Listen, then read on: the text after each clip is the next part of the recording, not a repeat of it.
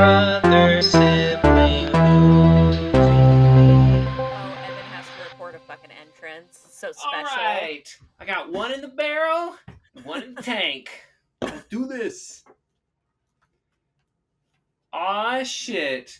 The family that drinks together thinks together. That can't be real. No, I don't think that's accurate. Stinks But it. together. Oh, crack it! Fucking Stella. Stella! Welcome back to the pod. I'm so happy to be here with you. Oh my god, it's been. I mean, okay. After absolutely no time off, After we're absolutely back for another normal week. we're back, and it's only been a week since we've recorded last, so that's great. Absolutely. You know, it's as if no time has passed. It's as In if the no time has passed at all. in And the I'm in the podosphere, no time has passed. No, it's like it's kind of like what do they call those? What do the kids call those? It's like a liminal space, the podcast world. It is, yeah, because you, the listener, are experiencing this in a linear fashion. Yes. One to the Whereas Mare next. and I jump in and out of the space-time continuum. Pretty regularly, if we're being honest. Like Mm-hmm. it's here, there, it's everywhere. You know, no one knows. No one knows what's happening. Least Indeed. of all us. Least of Least all of us. all. Oh yeah, I'm the last person to ask about anything going on. It's true. Oh, wait, but before we start, Yes. I would like to give a very Hit us in the tittus to hit us steal in the another tennis. podcast situation. We're just gonna steal podcast terms. Um, Mhm.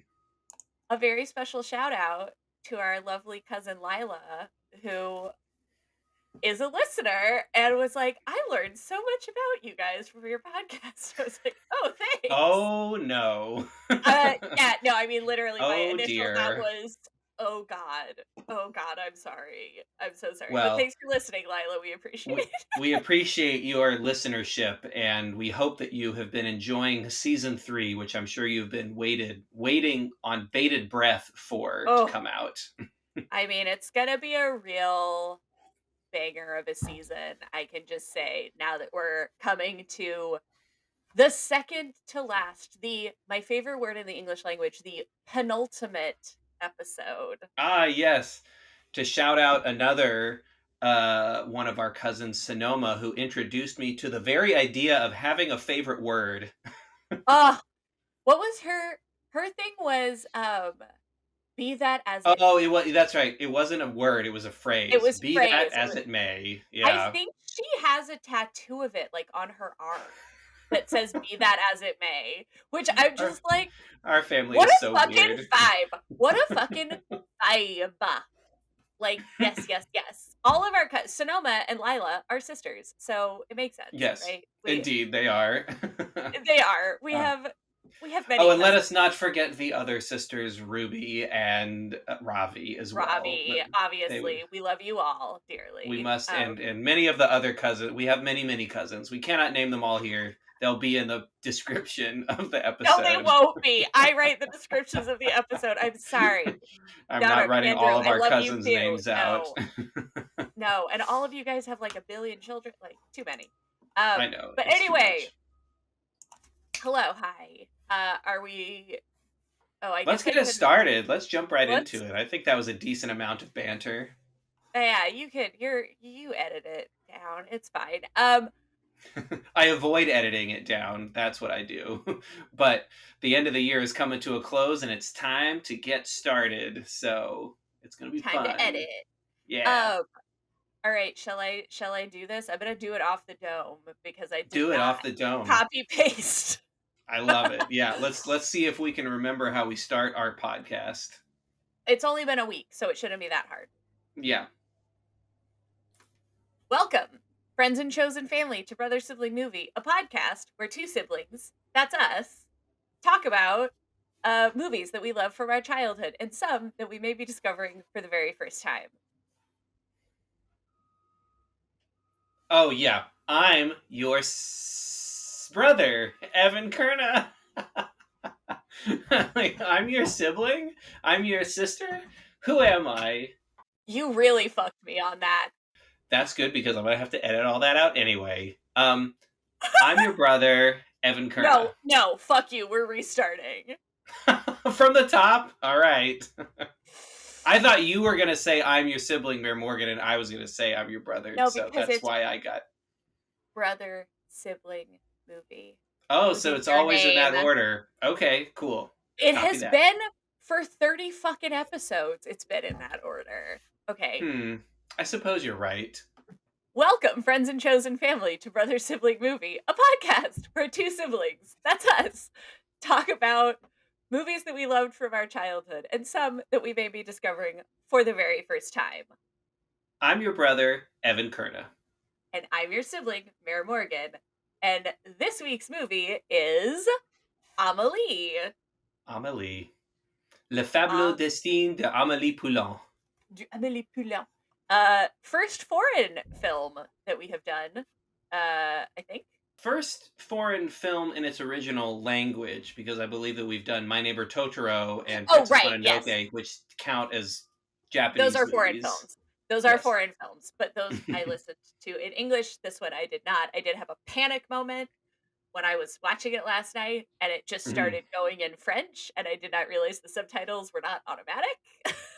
You're like, uh-oh, I don't know what the hell's gonna be happening in this. I mean, Um, yeah, Amelie is the cutest stalker that you're ever gonna encounter. uh, She's just the most adorable stalker. I love how the French are just down with voyeurism in all of its forms. They're just like, it's it's their okay. word. It's voyeurism is their word. Like True, they have a true. term for it. But anyway, yes, Yeah. we're doing Amelie. And this season's the films that we do are centered around a different theme every season. That's the piece I forgot. This season's theme is revisionist fairy tales.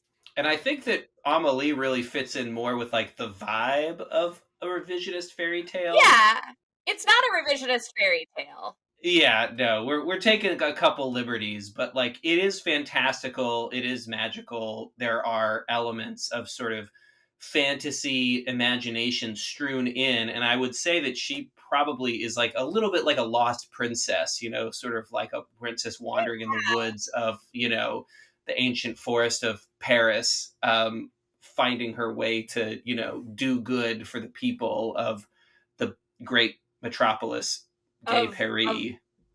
of Gay Perry. Yeah, Yeah. it this is definitely one that we were like, no, we want to do it in this season. It falls a little bit it's giving Penelope vibes somewhat. Yeah, totally. It's like real world, but like kind of fantastical and imaginative and all of the Yeah. things and like very like magical realism.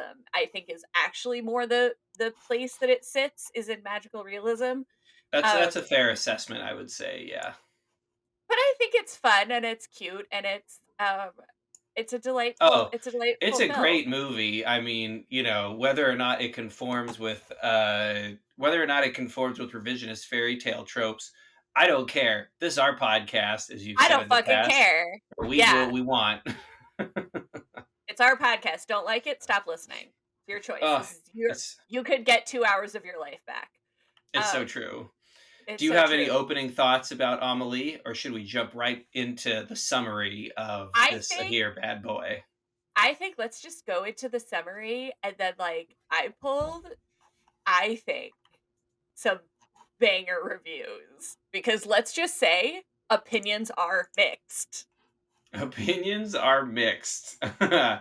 I know. It's fun to go back to, for me, a favorite movie of my younger days and see what people. Oh, they dragged it for filth. I loved it. But yeah, Yeah, go ahead with the summary, and then we'll jump into some reviews from users on Letterboxd. Okay, yeah. go ahead. Do you want to go ahead with the summary? Yes, let's do this. So this is from user Sprag_S, Sprags, and that's with two G's in case you're wondering. I was. A story about a girl named Amelie whose childhood was suppressed by her father's mistaken concerns of a heart defect. With these concerns, Amelie gets hardly any real life contact with other people. This leads her to resort to her own fantastical world and dreams of love and beauty. She later on becomes a young woman and moves to the central part of Paris as a waitress. After finding a lost treasure belonging to the former occupant of her apartment, she decides to return it to him. After seeing his reaction and his newfound perspective, she decides to devote her life to the people around her. Her father, who's obsessed with his garden gnome, a failed writer, a hypochondriac, a man who stalks his ex girlfriends, the ghost, a suppressed young soul, a man whose bones are as brittle as glass, and the love of her life. But after consuming herself with these escapades, she finds out that she is disregarding her own life and damaging her quest for love. Amelie then discovers that she must become more aggressive and take a hold of her life and capture the beauty of love of which she has always dreamed. Thank you, Sprag underscore S. With many Z's. You did an admirable job. That is a great encapsulation of this film. Um, Yeah. we turn now to first some 5-star reviews from LetterBoxd. Do you want to Yeah, just let's every other one? yeah, let's hit him. You want to Okay, start us off and I yeah. can Okay, so this is from Lucy. hit us, Lucy. Someone, hello, me, on September 3, 1973, a blue fly capable of flapping 70 beats a minute landed on St. Vincent Street in Montmartre. At that moment, on a restaurant terrace nearby, the wind magically made two glasses dance upon an unseen tablecloth. Meanwhile, the someone, wait, how did you get that accordion? 5 stars. 5 stars. I love that. They basically just quote the opening narration verbatim. Love. Love. Another 5-star review on Letterboxd from user Sav. Tag yourself. I'm the suicidal goldfish removing itself from a stressful environment. Fuck yes. Incredible. Incredible. Uh, Okay. I always Next wanted to up, know how they filmed that. I was like, how did they get that? How did they make that you goldfish know, flop out of its own thing? they It must be they digital. have I'm sure. they I had don't a know. whole digital like CGI department on this movie. There's many instances of like little cute CG animation kind of things. Totally. Yeah. Okay, this next one is Issy or Issei or Icy, Issy, and then a I would kiwi say emoji. Issy. Yeah, kiwi Issy emoji. with cute. Interesting choice. I specifically in the Google Doc went in to like insert emoji and like found the kiwi because I was like, this was important to them, so it's important to me. Kiwi Agreed. emoji. Issy Issy kiwi kiwi emoji emoji. Yeah. says, "Oh my god, this made me so soft. I'm softer than an IKEA blanket. I will never yell at anyone ever again. I will only tell them that at least they'll never be a vegetable. Even artichokes have hearts." That was such a good moment in the movie of just like, Ah, yeah, such a good line. You're like, oh my ugh. god. From user Jaba. So she's really had that fuck ass Bob for her entire life. Good for her. Yes! Yeah. It's a I little mean, longer when she's a kid, but yeah, it comes up. yeah, she Or has maybe that they're fuck ass. talking about Audrey Tautou, like for her entire career. I don't No, know. I no, know because the she's kid got has. short hair, but it's not a fuck Yeah, ass Bob right now. it's not a fuck ass Bob. Mm-mm. All right, so now we get on to arguably what are our favorite portions, which is our half-star reviews, which is the lowest that you can give a film on IMDb. On a letterboxed. On Letterboxd, excuse me. Yeah, Okay, so this is Tails Noguera? yeah. I don't know. Sorry. That sounds Um, about right. I like this one because it breaks the preconception that all French films are good. Which I would argue there are plenty of movies before this that proved that point. This one is from user K Bueno with 3 O's. There is something so off putting about how desperately whimsical and quirky this nightmare of a movie is that it becomes hard to put into words. Every line of dialogue or narration made me cringe until my face hurt, as did every look on Amelie's face. Everything I saw and heard in this movie made me want to go outside and bash my head on the concrete sidewalk. At least I can say I've found the definitive antithesis of a good movie. It was Damn. okay, Damn, and K Bueno. it was not que bueno for them. Mm-mm. It Okay, was K Malo for them. que malo for them. So this last one, I I I almost didn't include this one because it's a little longer, but I really they Oh have a wow. turn of they have a turn of phrase, and I want to start out with saying this is from user Bone Stomper 69. Points for the name. Thank you, Bone Stomper 69. Nailed it. I did I did pass over a like 1,500 word essay from somebody about how they watched it with their girlfriend and fucking hated it, which was very in depth. Check it out. Um, Whoa. I had no but idea the hatred that this movie instilled in people. Oh my I god. I genuinely had no idea. I was like, oh, I thought Amelie was sort of like a universally like, oh, it's sweet. And Mhm. Yeah. incorrect. So anyway, You know okay, what? so I bet the people who hate this movie are the kind of people who really like and still like Garden State. oh, those fucking traitors. Those fucking traitors. You I would know? bet No. you. I would bet. No. I don't we'll have another episode where we discuss a Zach Braff film and my Oh feelings. yeah.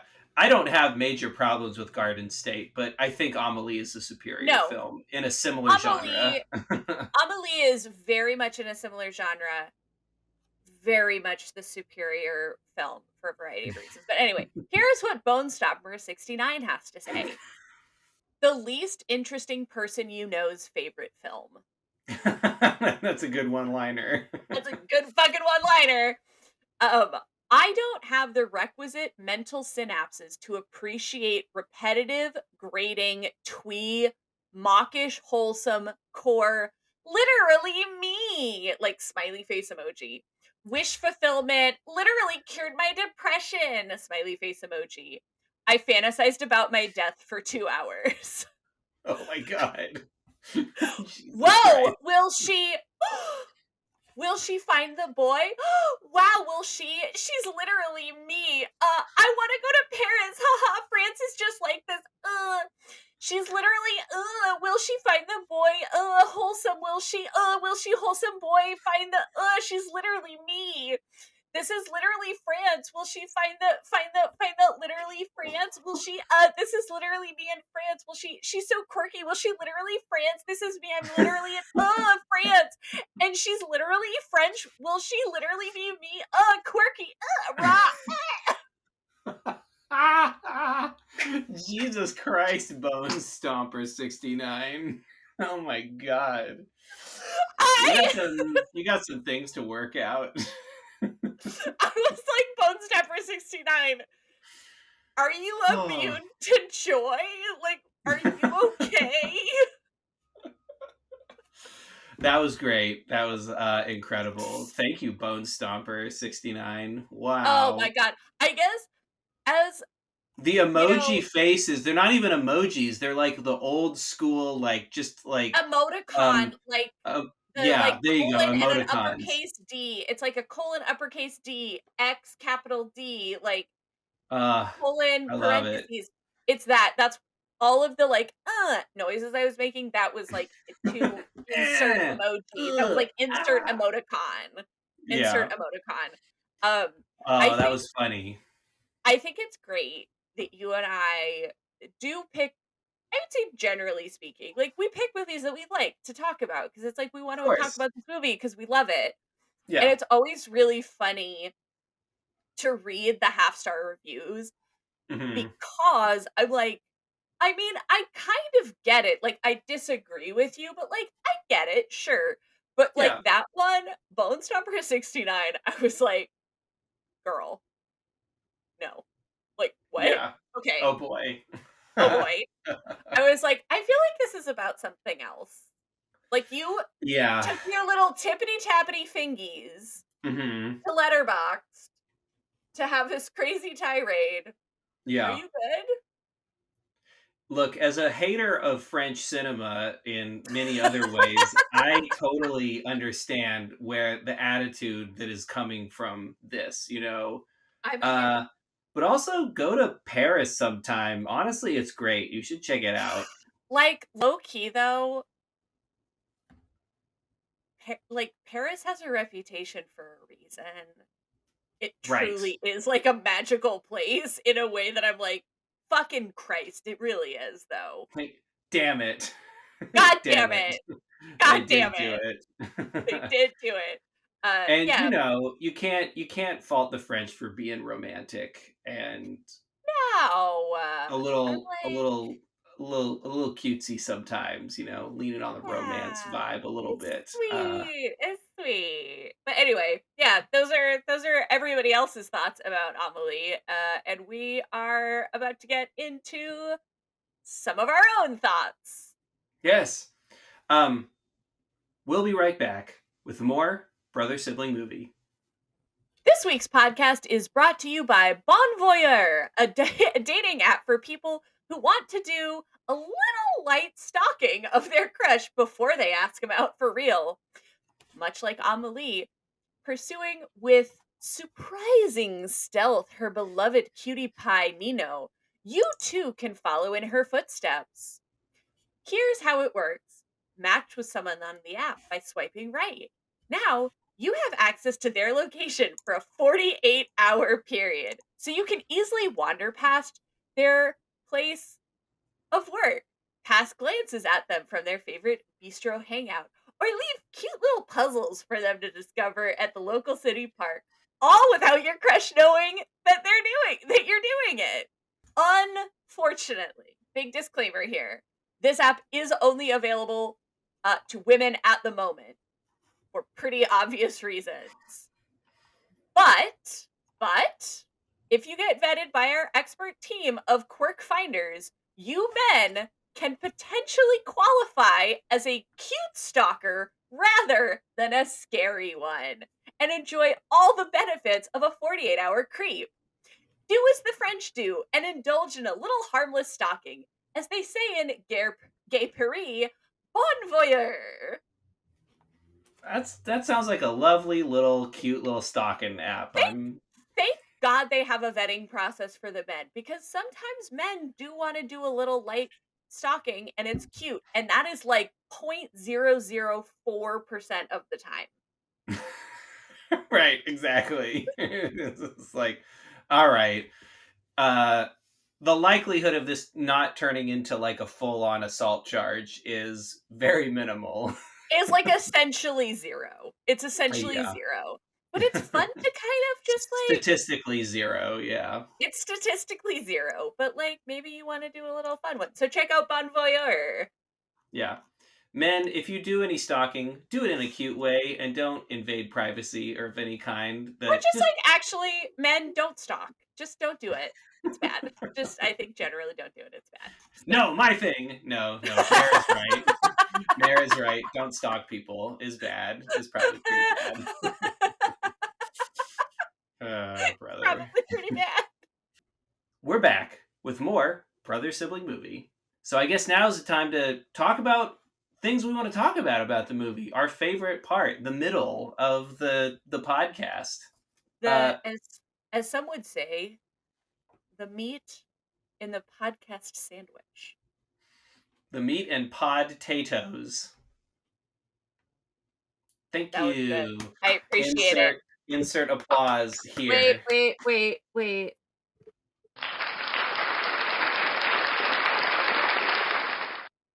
Thank you. Thank you. Yes, yes. It feels good, doesn't it? It does, yeah. Uh, so, Mayor, tell me about your connection to this movie. When do you remember first Oh, seeing it, and what was your situation watching it growing up? Ugh, The year I is mean, 2001? 2000. so it came 2001. out in 2001, but I feel like it was released in America in, like, 2002 or 3? Mhm. That might be my memory being bad, but it came out in 2001, Yeah. but it's it's French, like, I don't know, it came out later in America. Go It's figure. French. Yeah. It's French. So, yeah, surprising no one, and I'll talk about this in my little final thoughts and takeaways that I prepared. Mhm. Um, yeah, this was, like, the movie for me. This was my favorite movie when I was, like, 12, 13, Yeah. on through high school. It was amazing. I loved it. It was perfect and beautiful and just, like, delightful in such a sweet and, like, kind of magically surreal, way. I Yeah. It hit you in You know all the what? right places at that age. It really did. Um, and Would you I say was it even kind of felt like a little bit of a blueprint for like a young woman that you could become, in a lot of or a ways, young person, yes. or even just a quirky person you could become? It was, and it was even funny. I was watching it. I haven't so I watched this movie a lot, you know, my teenage years. I haven't rewatched Amelie in more than 10 years, probably. Yeah, Um, same. I was watching it and I was like, "Oh my god. Every single outfit that Amelie is wearing is what I wore in high school." You could do a lot worse as a fashion icon It than was it Audrey was Tautou. it was like it was the, like, skirts with, like, a jacket and the, like, Doc Marten loafers was Yeah, mhm, exact I was exactly there. I was right totally. there. Yeah. Um, yeah, let's just say I think I think if you did, like, a Venn diagram of, like, media like, people that, like, influenced who I am as a person, like, Mhm. Amélie Poulain and Margot Tenenbaum are, like, very up there, like, very up there. Totally, yeah. One's like yeah, one is slightly on the like Margot Tenenbaum is like a little bit more on the emo side, but Yes. she's like the emo but wearing pink, and then Amelie is like the optimist but like wearing all the dark colors and scarlet Yeah. hues and stuff like that. Yes. Yes, exactly. Between those 2, we really get a window into Mary's personality development. It was like I think the personality development was, like, Amélie Poulain, Margot Tenenbaum, and then specifically Merlin as written in the Mary Stuart books, The Crystal Cave, Whoa, okay, yeah. like the Crystal Cave and The Last Enchantment and all of those books, like that is like who made me as a person. Yeah. These are the things that defined you in your These early are the things. Yes. very Well, and early adulthood. yes, what about you? What about your experience of Amelie as a film? What's your I memory mean, of it since same, you're a like bit I older? watched it. Yeah, it's similar though. I watched it so much as a teenager, and I don't even remember like all the reasons or times that I saw it. It's another movie I don't recall when the first time I saw it was, or if I No, saw me it at the neither. theater or whatever, Yeah, because at that age, it was just on. It was just everywhere. It was kind it of was like, everywhere. yeah, and I think at the time I had a particular affinity for it because my high school girlfriend was like very much Amelie She kind of spoke French coded. too. Yeah, this Yeah. is true. She Yeah. You know what? I would Shout out say, to Noreen Pitts. Noreen, you're such a sweetie. We love Yeah. you. Um, I think I in the way that, like, Amelie made me a quirky, introverted weirdo person, it made you kind of low key obsessed with the like quirky, introverted girl. That would make a lot of sense, yeah. Yes. Yeah. But it's interesting watching it this time. I I started to recognize, like in a way that I didn't see when I was a high schooler, how much Amelie's story actually resonated with me personally, not A just 100%. my ideal, not just like my ideal of women that I wanted to fall in love with and be like, oh, cool, cute, quirky woman who like sticks her hands in sacks of grain and, is like quiet and shy, but also kind of like quietly vengeful or whatever. It um, I also got a lot this time watching it because like, last time I watched this movie, I actually remember the last time I watched this movie because we when I was in art school mhm.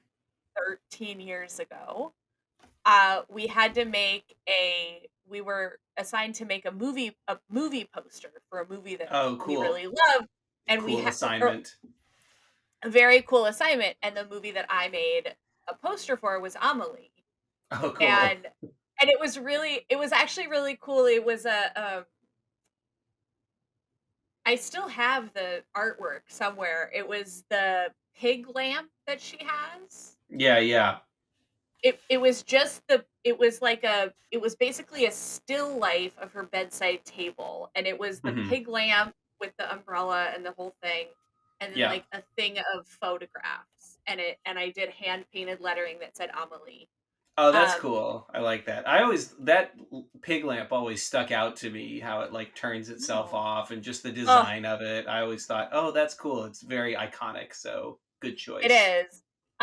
And that's the last time I watched it when I was 21 or 2 or something. Totally. Um, Yeah, and this time around, it really resonated with me a lot more, just, like, being like, "Oh, I actually" besides just kind of, like, enjoying the aesthetic, I was kind of like, you know, an introverted oddball who had to work up the courage to tell anybody I liked that I liked them, and kind of constantly a little freaked out about like other people discovering my little private like interests or whatever, I was like, yeah, oh yeah, I can see that. yeah, Wanting to help people from the sidelines, but like not get credit for it, but then never focusing on, yourself or yeah, whatever. So I was like, oh, wanting to help yourself. I'm recognizing a Yeah, lot of like familiar themes in this, not just like ladies I and like. isn't I think this is something about a lot of media, like, whether it's books or films or TV shows or whatever, that have really, like that have a lot of great poignant themes and things in them that you can kind of keep revisiting them over the years and Mhm. always get a new read from them or get like a new thing or oh I understand this in a very different way now Yeah. because they kind of grow with you a little bit. Yeah, I was really I wasn't sure, but in the back of my head I did wonder like is this going to just be a nostalgia kick for me? Same, Like is it same. actually any good? Like I'm sure like I remember like there's obviously like good parts about the movie that stick in my mind in my memory, but I was like is it going to be like actually good? Am I going to be like this is still a great film, or is it just going to be kind of like, oh, I was living in the nostalgia territory? And I don't know, like this time like I do think it has a little bit of like a slightly saccharine sweet ending, but like A it's 100%. really but it's also like how would I put it? There's I don't know, like it just it there's it's got slightly harder edges than I remember, and mainly and a thing that I want to talk about later is kind of like the influence of sort of like horror movie filmmaking things Okay, that kind of yes. come out throughout the movie that I think really help it be more than just like a cute and quirky movie. It is, but like I feel like there's more to it than that as well. Well, I Um, okay, I think let's get into that now because this is something that again, I think being older mhm, and just like being exposed to more media, yeah. I got I got more out of because I was like, "Oh, this is it is definitely the way that it's shot is very particular, right? Like it has this sort of like yellowy green cast to everything and it has really Oh, yeah, interesting angles and like when it pauses or when it things are in like super fast, yeah. forward motion or whatever. But the horror movie part of it is actually very interesting because I thought kind of the same thing of like, oh, you're using a lot of the tropes of a horror movie in terms of like the angles, the Mhm. framing, The the frenetic energy sound. of the camera, there's occasional handheld Yes. camera kinda stuff when it needs to be a little bit more terrifying seeming or whatever. Yeah, and it's interesting that it does it in a film that is like not by any stretch of the imagination a horror movie. Um, Totally.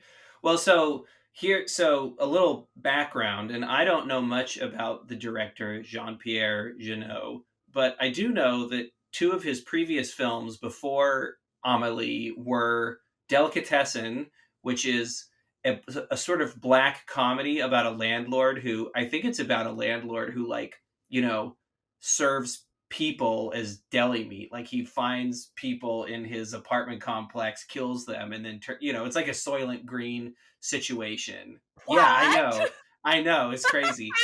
I I've had 25 years since I've known that that was a movie he made to watch it, and I still haven't. So I will feel a little bad about that I haven't looked at his previous Your work.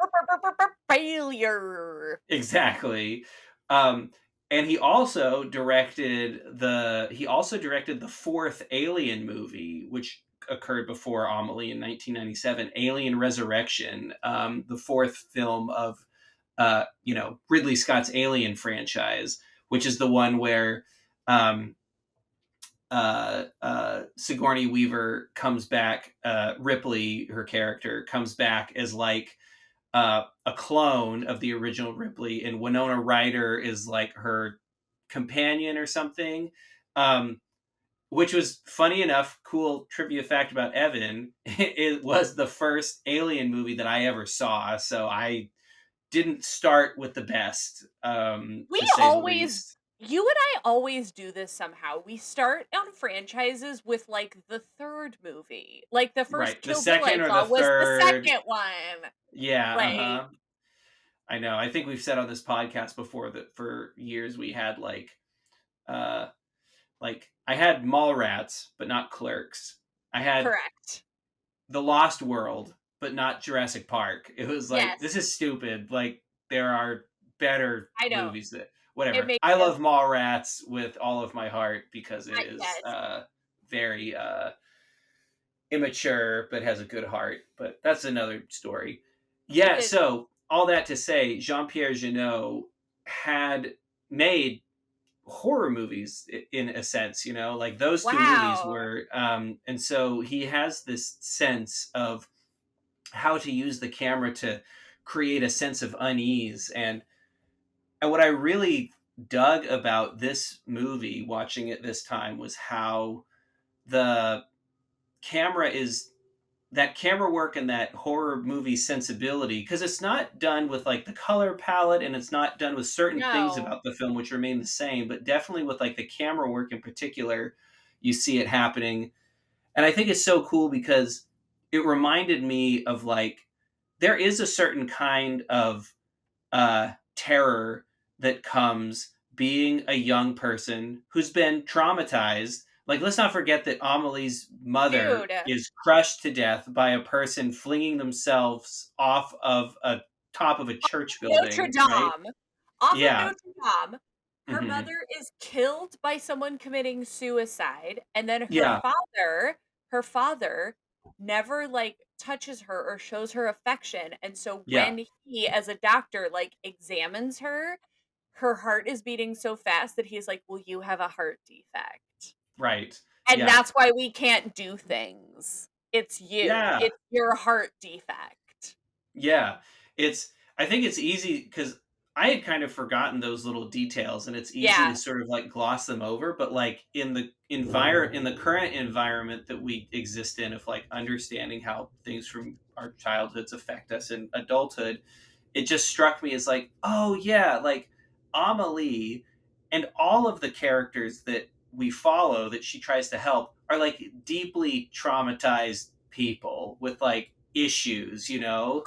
Like Correct. the guy who she I mean, the painter that she encounters with the brittle Yeah. bones is like so brittle. Like we don't get into his history, but like clearly he's so brittle that he can't go out into the world, which is isolation is its own kind of trauma. And the grocery store boy is just like constantly sort of berated because of his what is probably a disability, you know, like something that he cannot help or change about himself. Oh, so I like how the camera is used to instill a Correct. sense of horror at the things, at seemingly everyday things, but it puts it in a subjective point of view of these characters who are actually feeling terror at these kind of like, especially when you get the little like, I think of uh, Monsieur Bretodeau's Oh, recollections of Buffalo. childhoods, where he's like Yeah. getting the marbles and they spill out of his pockets, and like all the angles are just like close up and watching. It's like beautifully done, but it And, also like, instills fish that sense angle of horror. lenses. Yeah. Yeah, very fast, sort of like sweeping camera movements, and I think that it is well placed in this movie because what's underneath all the sort of like sweet quirky, you know, happy-go-lucky optimism that this movie, I think, which is what I think people think this movie is about, is that this is a story about, you know, hurt and hurting people, and Yeah. one young woman who is trying her best to sort of like repair what she can about it. So I think that like that kind of use of the camera, it's striking too because in such a cute and quirky movie, it's very striking when suddenly like the camera gets all shaky or things move really fast or you Or got a even crazy wide angle lens looking up on things, you know. yeah, and it makes the way that the film is shot makes it very frenetic Hmm. and really like exciting and interesting of these things that are ultimately kind of like mundane everyday things, but Yeah. they have this, even the like when you know the the goldfish commit suicide, right? Right. And the little girl, P.S. that actress who Oh, plays, she's you know, great. Amelie, fantastic. She has like the most piercing high pitched scream. And the like mom like ah and like the up angle and all of that, like that, it creates this really, really intense feeling. Yeah, And totally. it makes the movie, it makes what I think underlying it is like a very like sweet, almost saccharine storyline, heightens it. Like the camera work and the visuals and everything heightens it to a degree. And like, because ultimately, I was like, Amelie, you are a little chaos agent. Like she, the phrase that I kept thinking of as I was watching this movie was, uh, comfort the afflicted and afflict the comfortable. Like that's Okay. exactly like that's what Amelie is trying to do. She's like trying to be like, hey, my life is hard and like my life hasn't been great, but like I can be like a force of good in the world. And also Yeah. like if you're a bad person, like you should be suffering more. Yeah, totally. Before we hopped off the subject, I wanted to say that like another one of the things I appreciate about the kind of like frenetic camera and the sort of cinematography tropes that speak to horror film stuff is that it is kind of like there's a certain amount of like there's something a little terrifying about being a very um imaginative, sensitive type of person, because you when you're when you're that way, when you're highly imaginative, when you're really sensitive, when you're like, you know, a creative, when you're sensitive to the creative spark or whatever, there is a certain like it breeds all the good things in your mind, right? Of like the kind of seeing the little things that people don't always catch on to that normal people, but it also means that there's always monsters under the bed, you know? It can Correct. mean that there's Yes. always something to be anxious about around the corner. If you can imagine a lot of things and like be in your head a lot, it also means that there's a kind of terrifying reality of like thinking through all the options, thinking about all the freaky things that could be around the corner.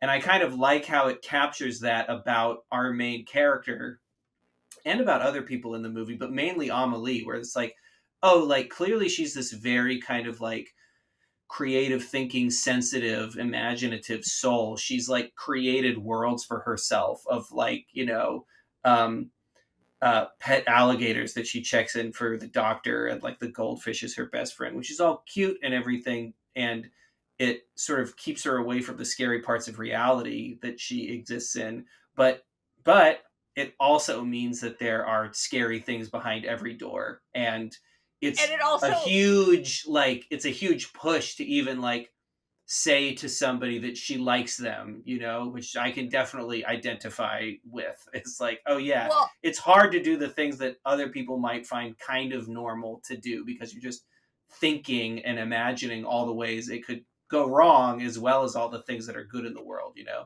it's even like when she finally is like through like the most convoluted way to ask somebody on a date. Yeah. Um when Nino finally comes to the two windmills, like the cafe that she works in, and he's like 10 or 15 minutes late, and it's like either he didn't get the message, or He and got it goes abducted by into terrorists. it like goes into this like hilarious Yeah. long like Yeah, truly completely like impossible. Yeah. completely impossible like worst case scenario, and it's Yeah. like, and those are the two options that she has in her head, and Yeah. I'm like, no, that's exactly what it's like to be an imaginative person, Mhm. is that Yeah. sometimes it's like there's not the he didn't get the message or he's just running late because life happens. It's like he either didn't get the message or he was like abducted by Turkish insurgents and now he's like living in a yurt in Iran. Like Yeah. Exactly. like got it. Got Yeah, it's it. like I think we've all been there at one point or another. Like the date We is late and absolutely you're have. like, I guess they just got abducted by terrorists. Yeah, like what are I you guess gonna they're do? just a sleeper cell agent and I was just a mark or something. Yeah, like who even knows? But yeah, I also okay, so that aspect of it, right? Like the camera angles and the cinematography and all of that. Yeah. Also, just I want to talk a little bit about Jan Tiersen's soundtrack, which is delightful.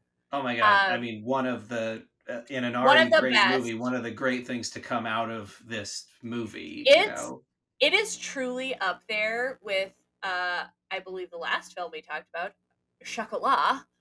Uh Mhm. chocolate, they forgot the E. It's Yeah, fine. We're not chocolate. gonna be They chocolate. We're not misspelled gonna be that chocolate on purpose. to be like fancy or whatever.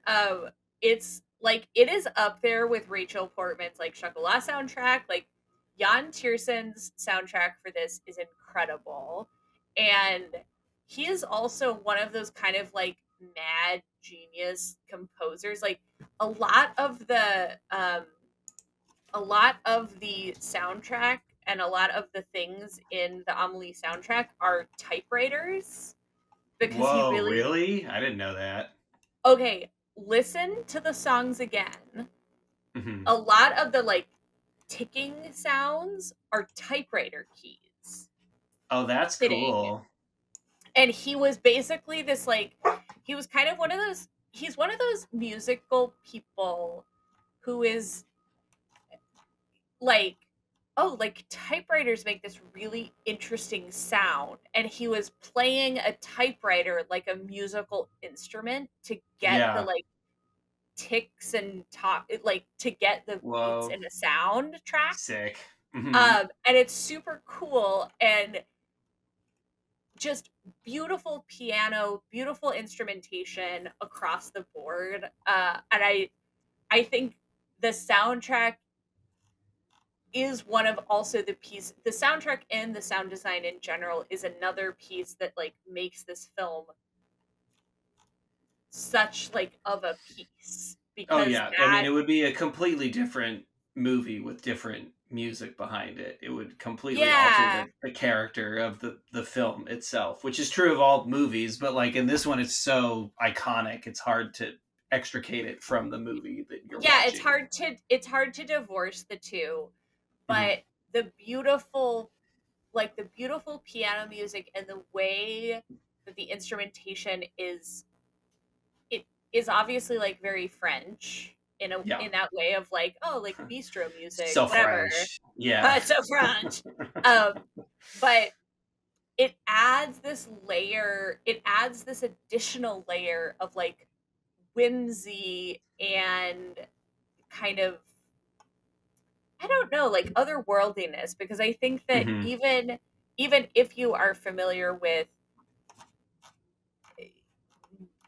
kind of French music and French like street music and stuff like that, it's his soundtrack takes that and then like builds upon it in a really interesting way Yeah. that that creates the whole mood of the piece and the types of like old like 20s and 30s music that they bring in Hmm.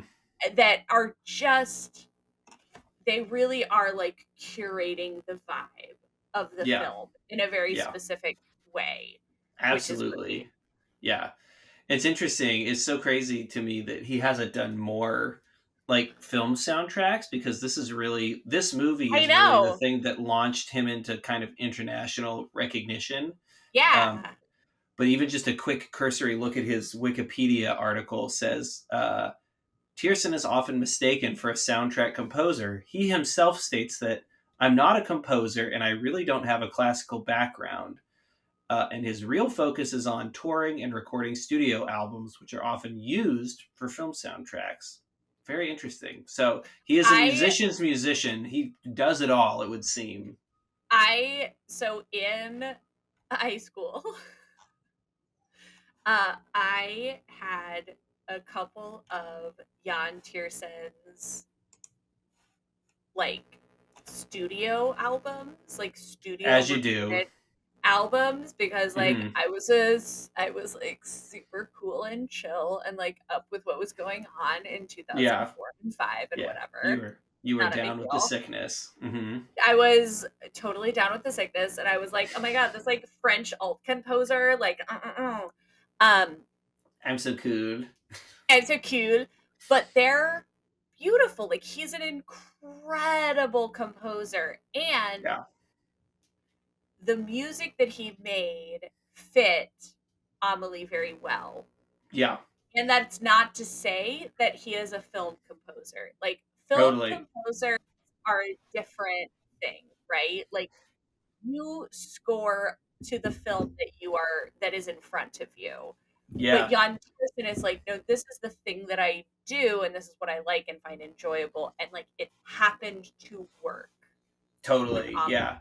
No, in yeah, his there's a, I mean, yeah, the soundtracks are completely different from one another, but it reminds me of one of my personal all-time favorite soundtracks, which is the soundtrack to Dead Man by Jim Jarmusch, which is Neil Young did the soundtrack for that. Oh, That one's interesting. interesting. That was interesting because Jim Jarmusch literally gave him the movie and was like, "Do stuff to this, but like do it live." So Neil Young just like had his electric guitar and just like played music like improv. I mean, he had like a theme kind of that he had developed, and he But he had was like just like ideas, improving. but he just improved over the movie in real time practically, and just sort of like did that to it. And it's like, oh, he's just a rock musician making a soundtrack Like practically by interpreting, himself for the movie. Yeah, like just interpreting the film. That's so interesting. Yeah, yeah, yeah. I I would love just to talk love, about Dead Man sometime on another we'll season somewhere down the we'll road. find a place. We'll find a place for it. Yeah, Yes. Okay, neo wait. westerns.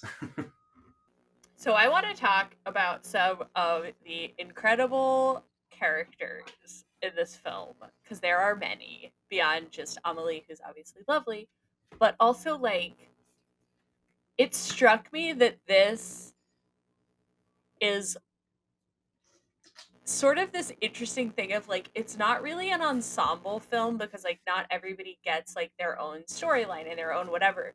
Yeah. However, we dip into these characters with like very rich backstories, Oh yeah, no, right? the side characters and the secondary and tertiary characters are like as important to the life of this movie as Amelie herself is, you know? Like it reminds me a lot of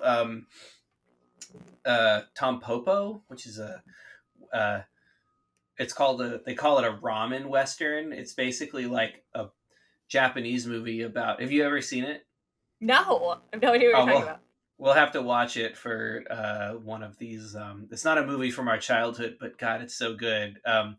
The premise is that there's this guy who's like um, teaching someone how to make the best ramen in the world. It's Japanese, but it will just and that's the storyline, and it's like kind of crazy and silly and like off the walls. But then it always cuts throughout the movie to other vignettes or tales about um, other people enjoying ramen, and like Okay, how and like all the little vignettes kind of like feed into the themes of what is going on about like what makes food important and why people love ramen and various other things. So this is not quite the same thing, but it reminded me like, oh yeah, it's a little like that in the sense that like you get these little encapsulated moments or scenes with these other characters because their story is important to the overall story as well, well. and it also like as somebody who is like maybe more on the introverted spectrum than people often realize, it kind of struck me of like right in the like filing card system I have in my brain for people Hmm. like this is this is like my coworker, whoever, and like here's the like four things I know about them, and like here's this person that is a regular at my job, and like here's the two things I know about them, and it kind of becomes like this little the way that characters are presented is in that kind of like Rolodex fashion of Hmm. here are these like one or two or three or four or whatever things that I know about this person, like what they like and what they don't like, what who they are and what they're not, and whatever. Yeah. Of just like breaking down, and it's funny because it's like a way of seeing somebody very clearly while also like not knowing them very well. Yeah. That Yeah. I think is a thing that introverts excel at Very, often. very, very light stereotypes. Very light stereotypes. But just that that overall thing and like all the people that are in the the regulars in the cafe and Yeah. the Hmm. people that work in the cafe and then kind of the people that Amelie interacts with on a day-to-day basis, like her neighbors and her landlady and the grocer on the corner. You get these like little insights into who they are, Hmm. and then from there Amelie is extracting kind of is or extrapolating I should say is extrapolating on who that person is or what they need or whatever the next thing is, Hmm. um which like isn't always true, maybe, but for the Sure. purposes of this film, like, it works, it makes sense. Yeah. I will say Because that that's the the quirk conceit of the film. Yeah, I will say that the quirky part of this film is how much that they hone in on like action details, you know. It's which is good. I mean, it's you could argue it's good filmmaking because it's you know, I mean, I'm thinking of like Monsieur Bretodeau and how he likes to like take he likes to carve the turkey and he likes to take the You have the pieces chicken from and, like, get the oysters out of the get the chicken and oysters out of stuff the like yeah. chicken and eat them and stuff like that. It's like a very so like those are the kinds of things that you can notice about people and you extrapolate things about their character from them. So it's not like a list of character traits, it's a list of things that they do and you can extrapolate what that means about them, you know? So in a way Yeah. it's a little like surface level, but it's also the kinds of things that they don't show other people very readily, which is where the kind Right. of voyeurism of the movie comes in, where it's like those things that Amelie observes about these people kind of make the list. Or I suppose it's the narrator more or less, because the narrator is usually the person who is like observing these things when you're getting like the character introductions. Right, but it is that that is the interesting thing, right? Of the characters, whether through the narrator or through like Amelie's own observations, you're getting these things that aren't something that you would like if you were introducing yourself to someone. You wouldn't be Hmm. like, "Hi, I like to roast a chicken every Tuesday and eat the," Right. right? Like those are not the things that you would know. However, those are aspects of that person's life Hmm. that are really important to them Yeah. that like have some kind of like comfort or meaning or whatever. Um Yeah. and you're getting and it's this almost like more intimate.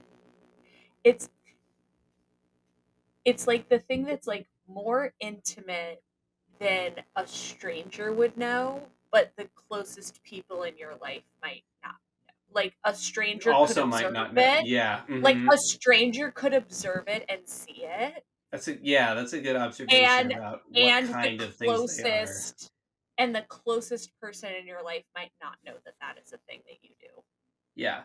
I love how which is they a sort of weird liminal space of yeah. human I being. really like that they not all the time when they're showing a new character, it changes each time, but how frequently it's like they like this and they don't like this, which I is sort love of funny. that. It's almost it's sort of like let's go down the like autism spectrum of like Honestly, yes. Like things that annoy these people and things that they really enjoy and hyperfixate on, you know? I I just oh my god.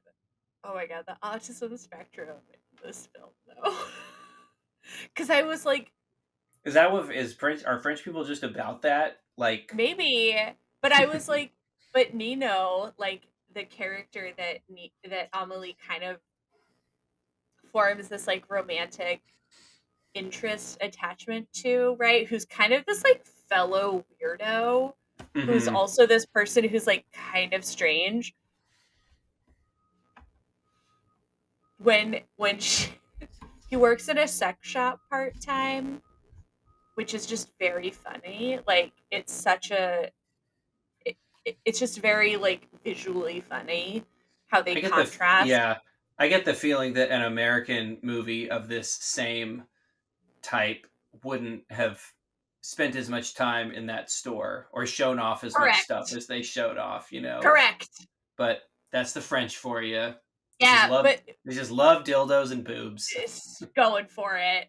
But the his colleague, his coworker, colleague, whatever, is kind of like describing Nino to Amelie when Oh she like yeah. goes to return one of the books, and she was like, "Oh yeah, no, he right now he's obsessed with like collecting these discarded photos." before he was obsessed with like taking like photos of footprints that were in mud. Before that, he Oh would use yeah, totally. tape if you had a weird laugh, he would tape it. And it's all of these things that I'm like, ADHD. That's what ADHD does. You get weirdly obsessed with like a certain thing and then you kind of forget about it and then you drop it, but you get very obsessed with it for a Yeah. specific But period you of have an time. So entire photo album of it for you the have an year entire or so that you were into it. but you have like a whole system of documenting the thing you're obsessed with while you're Yeah. obsessed with it. Um, Oh, but in like interesting the most thought. And adorable way. yeah, totally. Interesting factoid about Nino, the actor who plays him, Matthew Please. Kasovitz, is the guy. He's very very famous in France, and he's got many many French titles to his And name, he and happened blah blah to be blah. in The Fifth Element as the The Fifth mugger. Element. He's the guy. He's giving me cash, which I'm like, I was just so happy to kind of. I think I knew that in the back of my head, but I we was happy to like rediscover it and be like, oh yeah, that's that guy. So we had mentioned it in our Fifth Element series of like this is a famous French actor. Like yeah, this is somebody who's like well known in French cinema. Um and just like mwah, brilliant. Like he's an amazing. Yes, he's lovely. But he's yeah, got the Riz. he's got that Riz though. Yeah, I just love all of the character vignettes because it does also feel very much how introverts experience life of sort of like, oh, Totally like I have this like you are kind of like this postcard of a person and I like have you right. in my memory Yeah, and totally. that is how I remember you and I know you and I know that like these four things about you and like that is it and like boom you're in there. Yeah, Um totally. Yeah, yeah.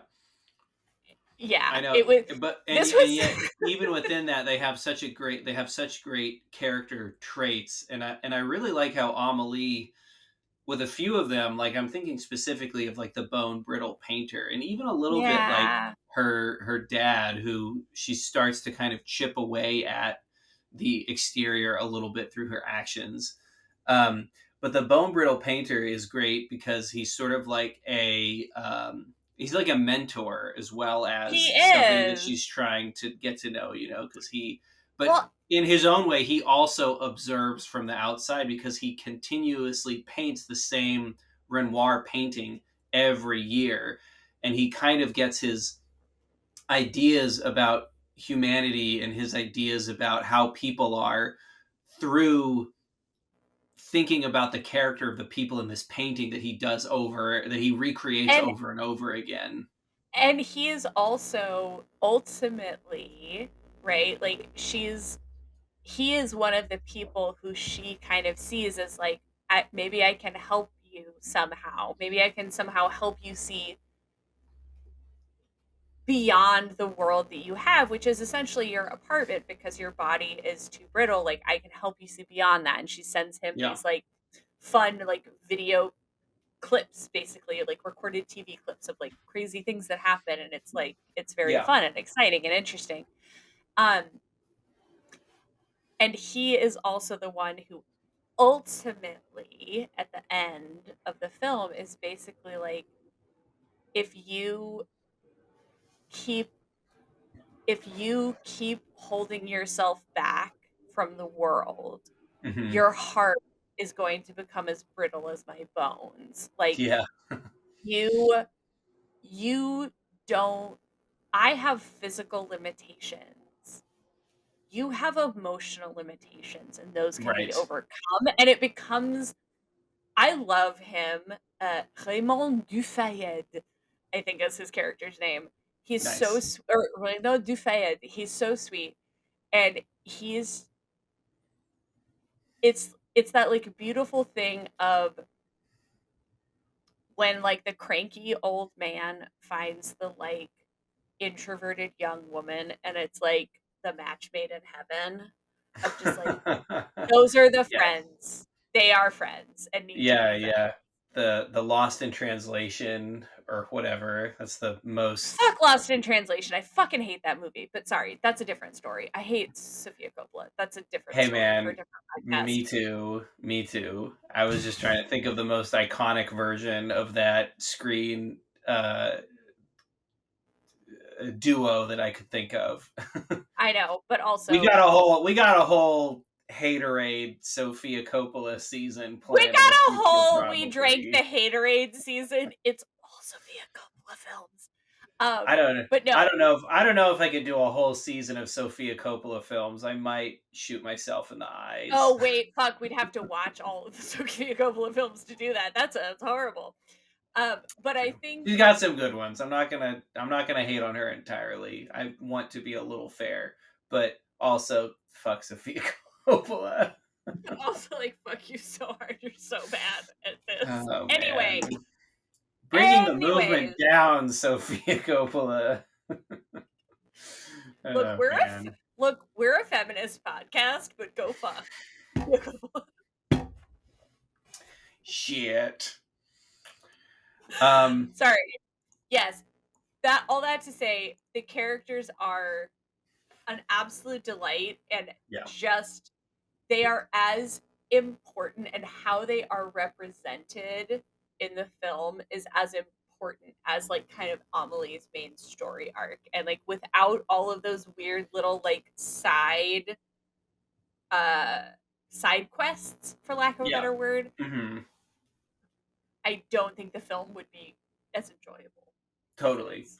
And I like the bad ones too. Like they go to the extra link to like Oh, go to do a whole thing about the Collignon, grocer the Collignon, Calignon. Monsieur Collignon. Collignon. Oh my He's god. the This fucking particular worst. time, I always remembered those scenes where like Amelie has gone into his apartment and like fucked with his shit, and I always remember those as being funny, but this time in particular, I was like, these are so well done. This is like a hilarious little mini movie in this movie of just him No, it having is. a horribly, and that one also uses the kind of like horror tropes of like, it's like Oh, right close up on the door handle that's got changed, and he's looking at it like, what the fuck is going on? And and like all of the his like hand is like giant in the frame, and it's like, oh my god, they and did such a all of good job the and pacing that and editing it together. And and the yeah, that was a great audio little too is sequence. like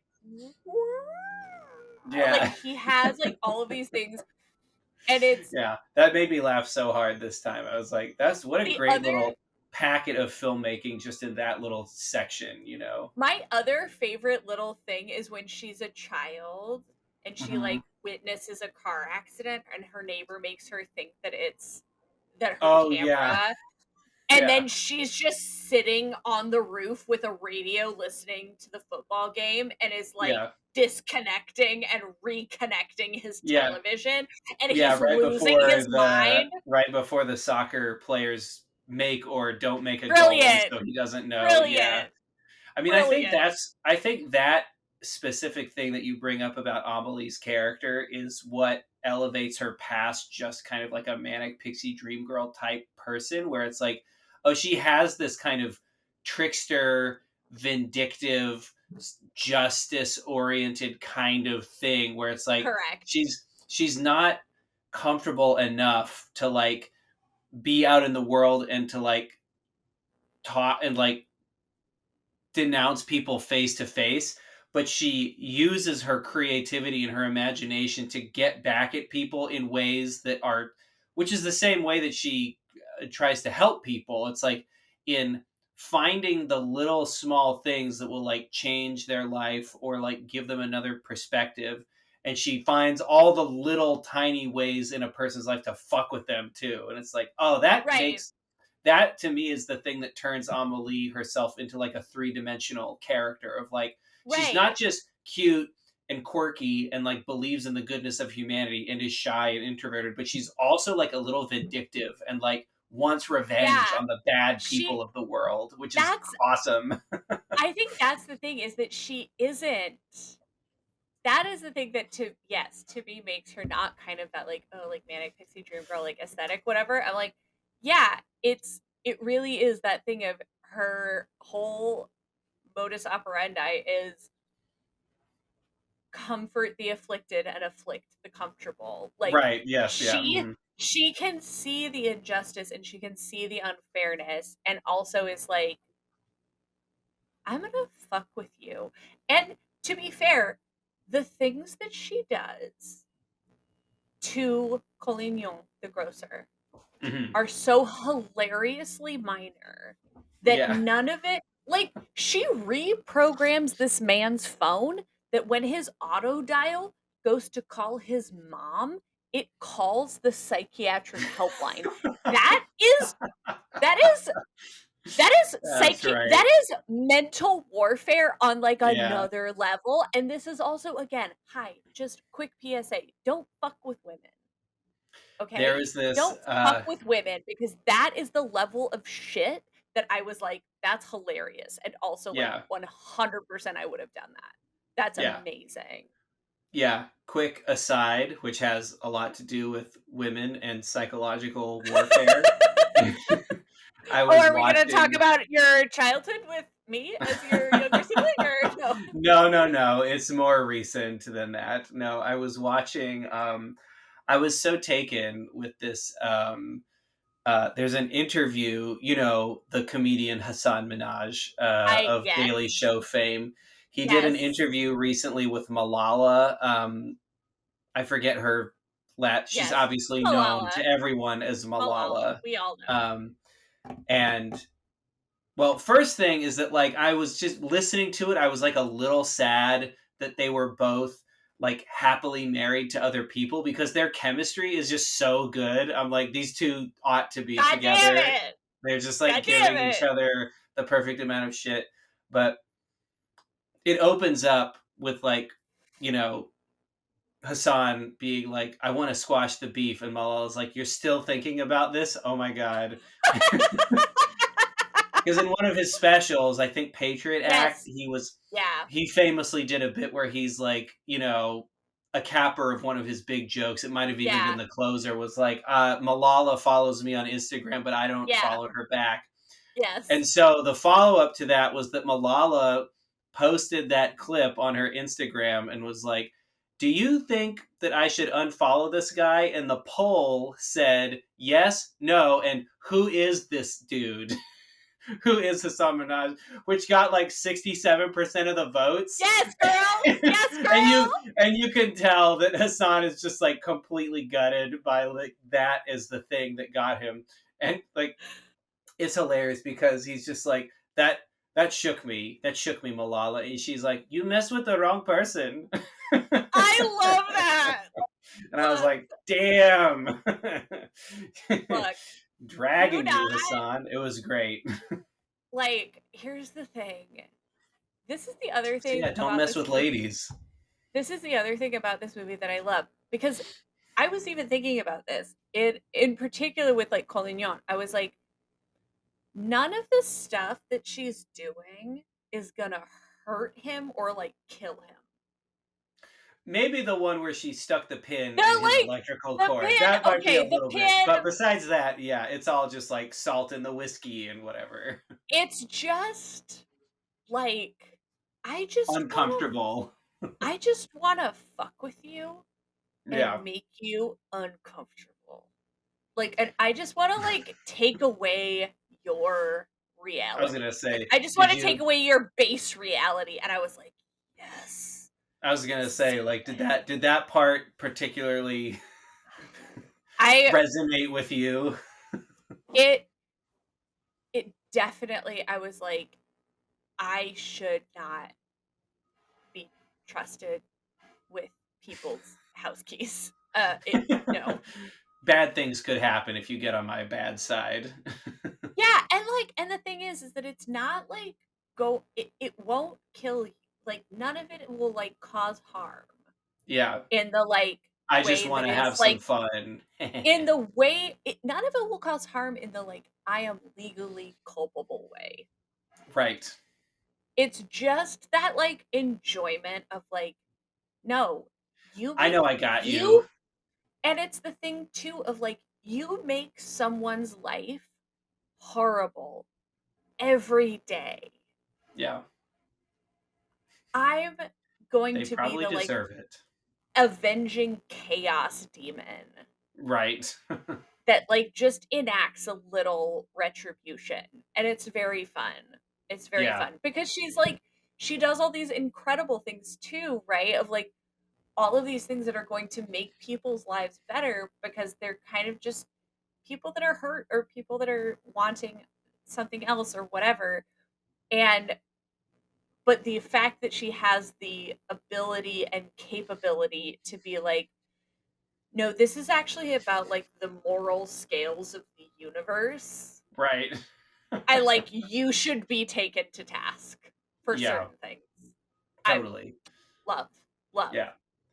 And yeah, let's see, to kind of round that thought out and sort of bring us closer to the end of the Yeah. movie, I think it's sort of interesting how her this is what I found interesting about watching the movie this time, cuz as an older person, I'm trying to find, you know, some things that are like deeper. I don't know. I think the things that I look for in a movie as I age and things that are is like, how universal is this theme? Does it get at a Mm, thing that I consider, or that could be considered by many, like a universal truth yeah, of sure, things? sure. Um, and I think the story arc of Amelie in particular, um, like clearly ultimately it's about a shy person kind of overcoming their shyness, but Yeah, more than that, and to your point of like how she is the kind of character who wants to correct the moral seesaw of the universe, or whatever, right. the scales of justice.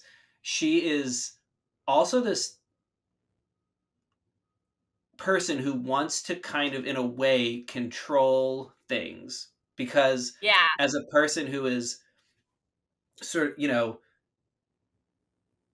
both introverted and shy, but also like feels like they don't have agency in the world, feels like their agency comes from their imagination world, their inner world, rather than the outer world that they, and mhm. like finding um cute but sneaky ways to enact their will upon the physical world. um her They even say it in the film at one point. I forget if it's the narrator or the painter who says, it's like, actually confronting Nino about the crush that she has on him, or that she's like in love with him, would be a reality check, which is the last thing that Yeah, Amelie wants. And I don't know, I find it really fascinating, like, as I've gotten older, this idea of like wanting to, as a person who feels like, on the whatever, like, I'm obviously in a position to, whatever, in society, as a fucking white cisgender guy, like, I'm on the quote unquote top of the ladder, but that doesn't mean that's how I feel all the time. And like, as a right, person who feels like they don't always have the capacity to change things in the world, you find ways to try to control it through subterfuge, right, or through little tricky things, or whatever. And this movie, it's her style is like, it's being played for cuteness's sake and quirks. But I think that it's fascinating that, like, over the course of the movie, she is really learning that you that like you have to take control of your own life. Like, just trying to help other people sneakily is like not enough, because ultimately the greatest good you could do in your life is to be true to yourself and your own feelings. And as nice as it is, so to speak, of like finding those ways to help other people, like, ultimately, like, you have to do the things that are true to yourself and your own heart and your own conscience.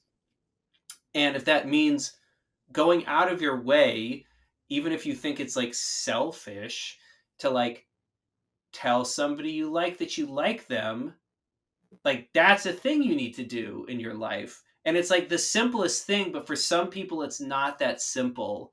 It's not that simple for some people to just get a resume together and get a job. It's not that simple for some people to like tell their crush that they're crushing on them, you know? All It's these things that are like normal sort of baseline things, like you have to, but you have to take control of your own life and you have to be brave to jump out of your inner world and actually interact with the outer world to yeah, make things happen. That's where your own sense of self-worth, not just helping other people, but your sense of helping yourself comes from.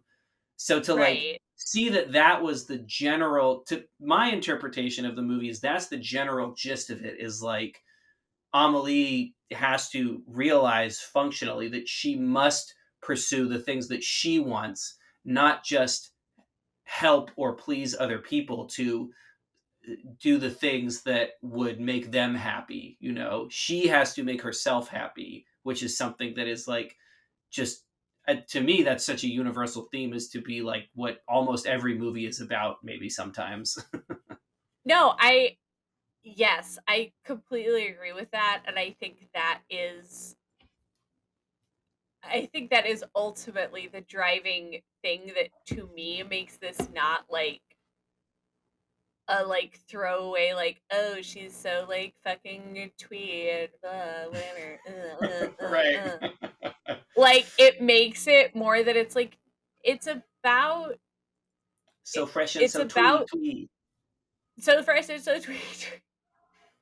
God, we're such millennials.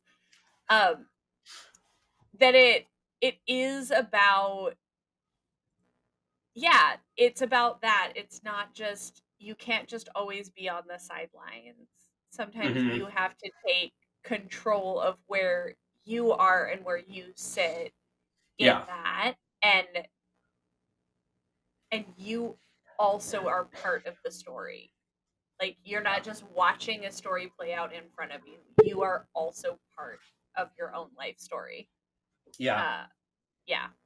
which is Fuck yeah, also Amelie. which is also kind of integrated into the very fabric of the filmmaking story itself, right? Because it's like always jumping into other people's worlds, but it's like, but ultimately this story is about Amelie and how she needs to stick with her story and not just jump into other people's, you know. Correct. Fuck yeah. Amelie. What a banger of a film. Fuck all of you people who gave it a half star on LetterBoxd. We will be right back with more Brother Sibling Movie.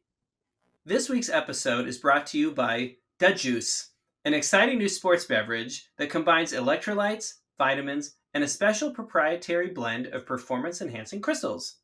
What are these crystals, you ask? Let's just say, don't worry about it. Don't worry about it.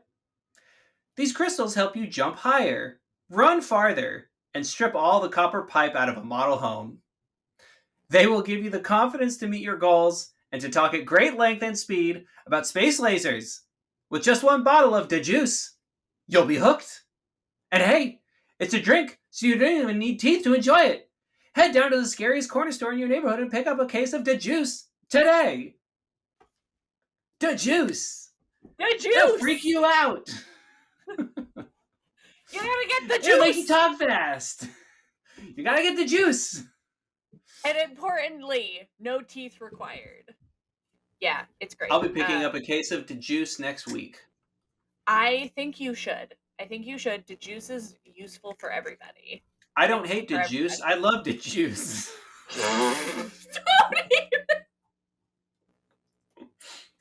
That was like Mel Brooks level.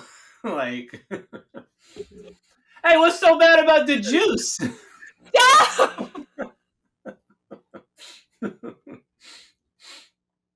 Okay, so each week, Mayor and I prepare some prepared statements. Yeah, we prepare statements about the films that we've watched, um, as a way to recapitulate and synopsize our thoughts on them.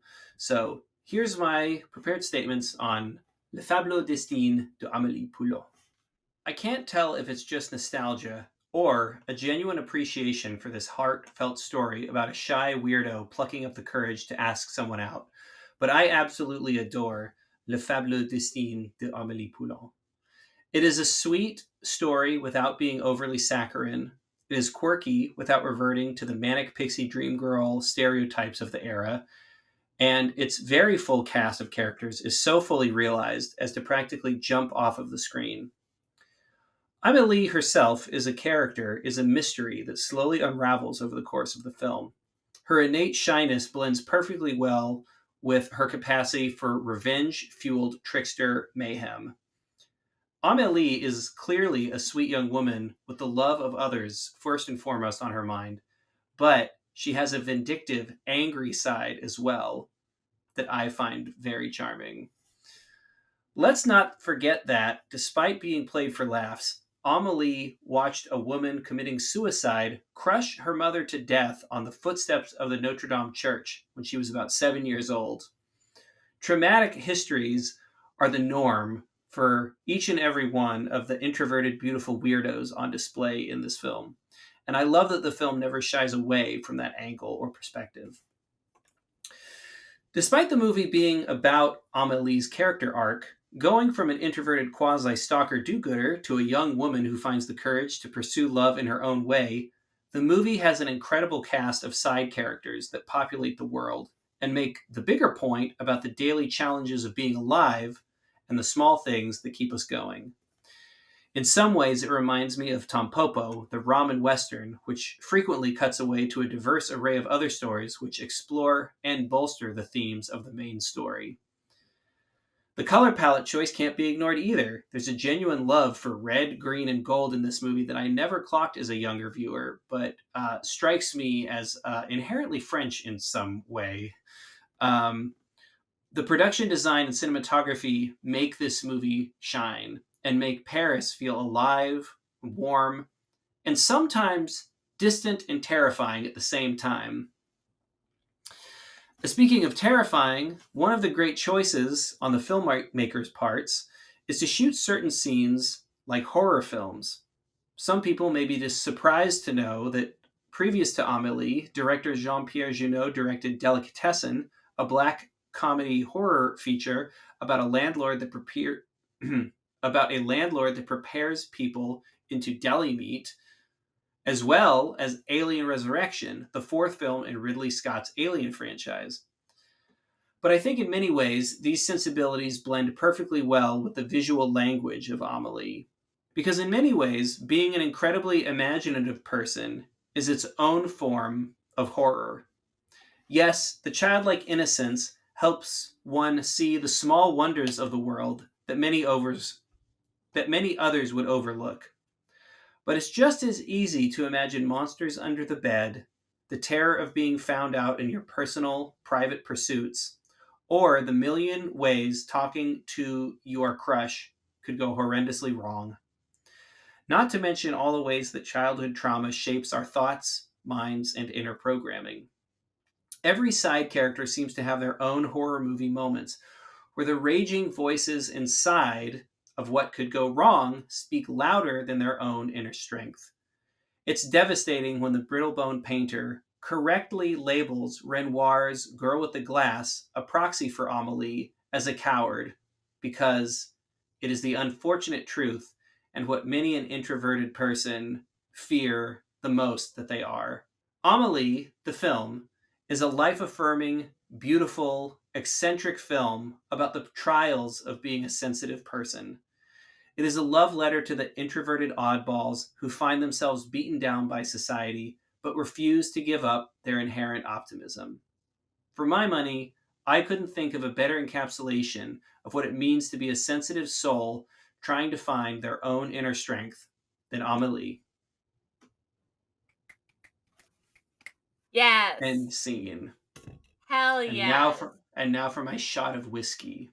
Just kidding. It's just beer. My 50-word essay is titled Times Are Hard for Dreamers, which is my favorite line of the Wait, film. I need to get a banjo out and start playing the Get an Rainbow accordion. Connection.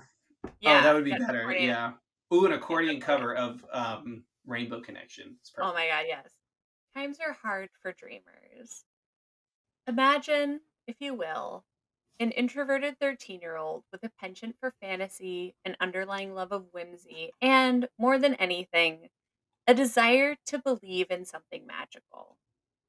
True magic being in short supply, that kid seeks out other means of scratching the itch. Books about fairies and wizards, art that asks the viewer to question their perceptions, and films that give free rein to imagination. When Jean-Pierre Junot's unapologetically twee film Amelie hit cinemas in 2003, it is a film tailor-made for our little budding fantasist. The film's protagonist is Amélie Poulain, a young woman content to watch life from the sidelines until she discovers that she can be the unseen hand in other people's lives, tipping the scales for the better. She could bring sight to the blind, remind a lonely man of his childhood, show a recluse video postcards of the outside world, rain down minor chaos on a cruel man, and fabricate love letters to ease a decades long heartbreak. She can be the masked heroine, showing people that life is maybe a little more interesting than they thought it ever could be. But what about her life? Will her heart become as brittle as a glass skeleton if she doesn't have the courage to step out of the shadows? At its center, Amelie is a story about grasping for everyday magics that make life worth living, both for other people and, more importantly, for yourself. It blends the mundane with childlike imagination and wonder. It reminds us that, yes, times are hard for dreamers. But if given a push in the right direction, aren't we all dreamers?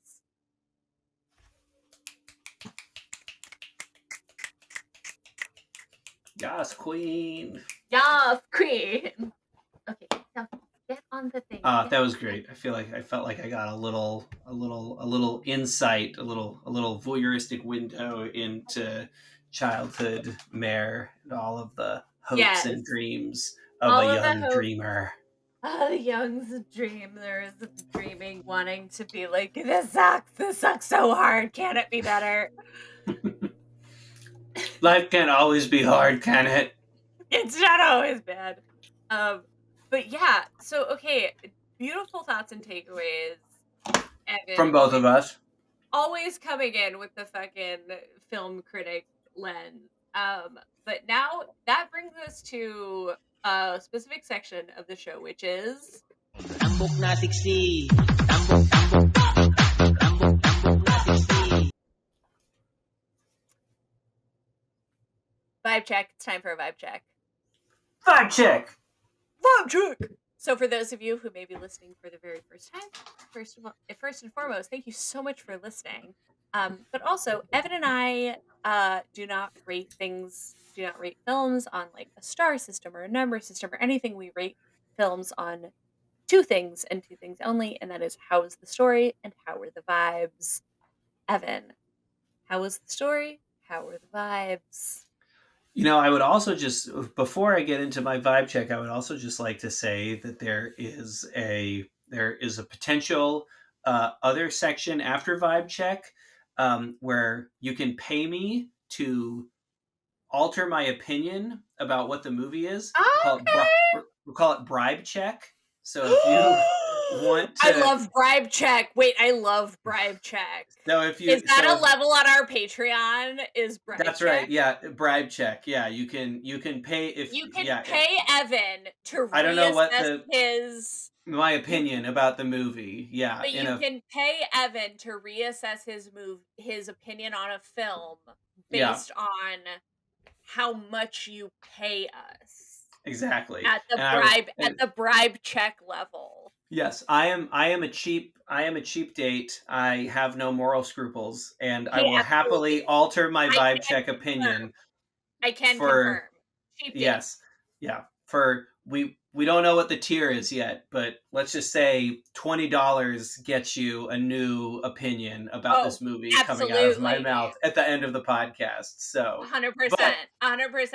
So you can always, I would say, like, this is a great point to be like, we have a vibe check with the film we're talking about, and then we do like a check-in bribe check right. of like, do we need to reassess a previous film because like Yeah. we've had a bribe check.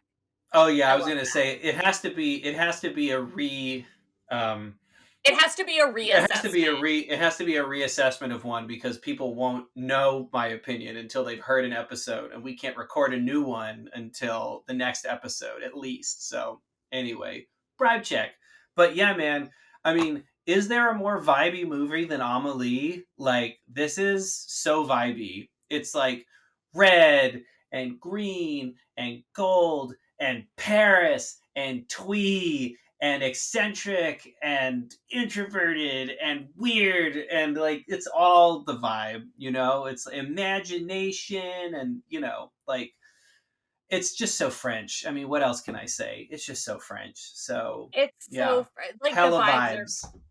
the vibes are French. I would say like story. I'm like I was watching it this time and I was like, wait, what is the story? Like what's happening right now? Um, but the vibes are so superior that I don't care about the story. Like the vibes Nice. are so top tier Hmm. that I was just like, I'm here for the fucking ride. Whatever you want to do, Jean Pierre Junot, like I'm here for it. Yeah, caring so much about the story is a very American kind of It sensibility. is. It is a very I feel like American films are very concerned with like plot, Plot, story, structure, story, structure, story. This was very much mythological just hero making. this Amelie is just like a vibe. Like Amelie as a film is just like a vibe film, I think. Yeah, like I said, Which hella vibes. honestly, Very honestly, I French. very French. I think that this might be one Fronch. French. French. Yes, thank you. I think this might we need to do at some point like a bracket of all the films that we've done of like the ones that are just vibes Oh because yeah. that is I feel like there are so many films that get like written off or they're whatever because people are like, oh, like the characters, oh, the story. And I'm like, fuck you. It's about the vibe of the whole film. Like, did you watch the whole film and like have an experience? Like, Hmm. that's the point of it. And that's the point of Amelie. It's a goddamn delight. Fuck you, Totally. haters. Blade Runner, Dune, Amelie. Truly. Oh my God. I Wait. I know that people would argue with me that Dune is possibly all story, but in my opinion, the movie Denis Villeneuve's, all these French Denis people, Villeneuve's you know what? Dune, Maybe honestly, French all vibes in people my opinion. part French people are the PS vibiest filmmakers. PS like Dune Part 1 and Part 2, Denis Villeneuve's version of Dune because I know there's been many versions of Dune. But like Hmm. those two vibes. It's about vibes, All which vibes, is hella vibes. honestly the most honest interpretation of Frank Herbert's work that you could find. Yeah. Because like it's just like Frank Herbert was like, here's the thing, it's just vibes and like I want to fuck the scary witch ladies. Frank Herbert, let's be honest, did a lot of shrooms in the Portland forests. So, yeah. As you should. As you Vibey dude. should. Very intelligent, vibey dude. Vibey fucking dude. And I think Amelie fits right in there. It's just like a vibey film. If you are there for the vibes, you're there for the vibes. So, yes. I 10 out honestly of 10. didn't remember what I was like, I remember liking Amelie, but I don't remember what the story is. Like, I just remember the vibes. Yeah, because the I vibes know the story now that I've just watched it, but like, my recollection was like, I don't know, just like the vibe. No, but the most important part is the vibe of the film. Is that like that's what sticks with you and that's what sticks around. So watch Amelie. It's fucking great. And it kind of very loosely ties into revisionist fairy tales. Yeah. In Again, a vibey kind of way. in a vibey kind of way, it fits in with revisionist fairy tales. Nailed So it. nailed it every time we bring it home. Yeah.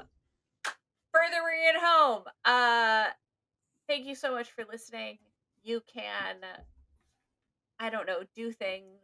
You can You watch can us. follow us on Instagram at the places and the things. Follow us on Instagram at Brother Sibling Movie.